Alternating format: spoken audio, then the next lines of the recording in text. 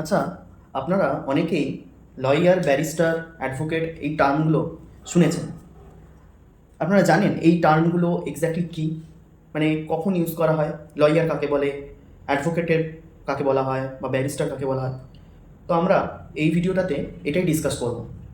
Basically lawyer আমরা তাকেই বলে থাকি যারা 5 ইয়ার্স বিএলএলবি বা 3 ইয়ার্স এলএলবি কোর্স করে থাকে, তাদেরকে আমরা লয়ার বলে থাকি।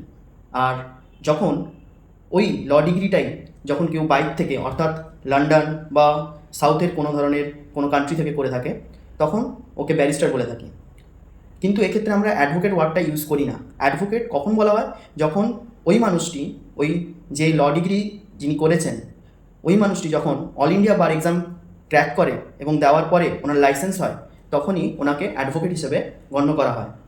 অর্থাৎ উনি একজন লাইসেন্সপ্রাপ্ত একজন লিটিগেশন প্র্যাকটিশনার হয়।